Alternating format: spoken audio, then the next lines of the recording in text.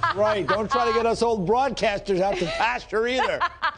We got a lot of passion. Keep us around for years. We got a lot of passion. Competitive pride. That's right. That's right. All right, let's get to the power rankings. We got Johnny here to join us this week. And it's an interesting week. There's a lot of crazy things going on. Johnny, here are your selections. Yeah, I'll start with 5, Vegas. I mean, they haven't played that much, but they're still in first place in the West Division. I think if they played any other teams in the West, they might be favored right now, so they get my number 5 spot. I wanted to put LA in there, but I don't think they're better than Vegas. Number 4, Edmonton. They're scorching hot right now. They had a slow start, but they're rolling and have been as good as anybody in the league the last 10 games or so. The New York Islanders at number 3. Also another team that is not only keeping pucks out of the net, EJ, but figuring out how to score. That makes them very dangerous. And the Toronto Maple Leafs, and there was always a little drama swirling around the Leafs, but they keep on winning. They keep on picking up points, and they're at first place in the North Division. It's tough to say that they're not one of the best teams in the league. And at number 1 for me, the Tampa Bay Lightning, who have the best goalie in the world. They have the best defense in the world, and those two things can stabilize a lot of situations as you go through a regular season. And they responded by a bit of a downturn by saying, all right, Carolina, we see you as a competitor, and we see us sweeping the last couple of games right out from under you. Again, they're going to be right up there in their division. So I got Tampa currently number 1 in the league. All right. Well, let's go to the accurate picks right here. And we do agree on number 1, Tampa Bay. You know, for me, the Tampa Bay Lightning, I echo the things you said, and the fact they just beat Carolina 3 times. Those are quality victories. So for me, that pushes them into the 1 spot. But then I have the dilemma. What do I do with the Florida Panthers, who have had recent success against the Tampa Bay Lightning and had a good week as well? I mean, they really should have won all 3 games against Dallas, who dove and stole one of them, but they came back, rallied to win the other day. So I have Lightning at 1, Panthers at 2, Leafs at 3. They've been playing some terrific hockey. Did have a little struggle with the Flames, but I give them at 3. I got to give the Edmonton Oilers credit.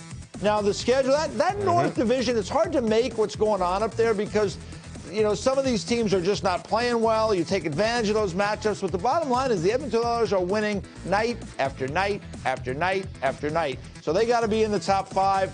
And you know what? You're right. I mean, in the bigger picture, probably Vegas is better than the LA Kings. But for right now, here on NHL, I'm going to give the LA Kings a little love. They've won 6 in a row. And as I said, going back even to last year, they had that 7-game winning streak. So this team has been playing well for a while now. We'll see how they make out at a tough one against the Wild tonight.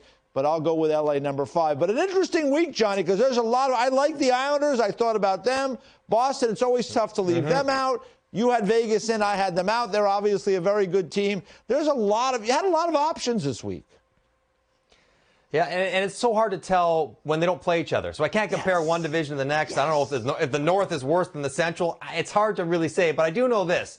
I do enjoy when you have to go to a previous season to make a case for a team coming in 5th. I enjoy that kind of extrapolation of a pandemic-shortened season. That is well done. Bravo. And I also think you're pandering to the state of Florida because you might want to trip down to the sunny South and just, work on the beach and talk to the people in Tampa and Florida. But maybe it's just a hunch. I could be wrong. But, Johnny, let's be fair. The Panthers have been playing well. How do you leave them out? Yes.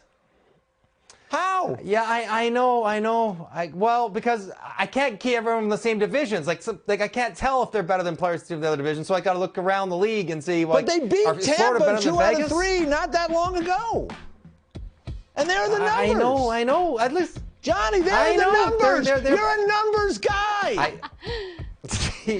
Yeah, I see the numbers, EJ. I absolutely see them. I also see them playing a lot of close games. And that's even from this season. That's not from last year, pre-pandemic. That's from right now.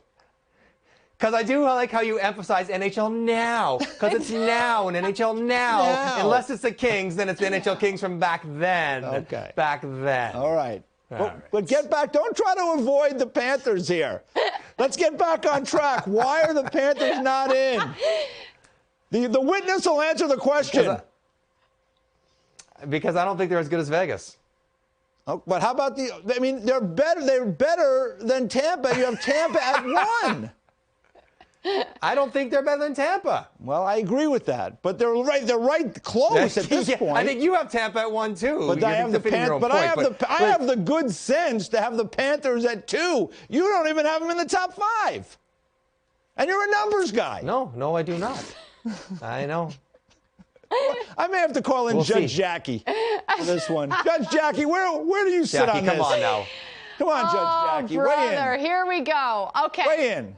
I understand why Johnny has not included the Panthers in his top 5. However, it is hard to ignore that the Panthers did take 2 of 3 from the Tampa Bay Lightning.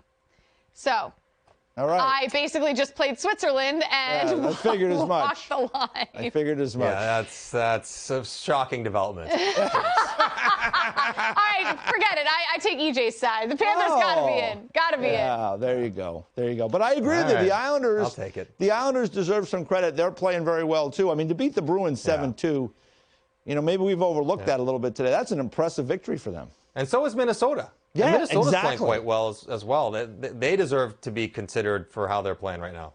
Johnny, you are on like literally every form of media across North America and probably around the world, because every time I turn around, you're on. So I will follow up with you about something that you just brought up, which I have the same problem with. I think it's really hard to compare these teams when they don't play any common opponents and they're playing in these little mini divisions.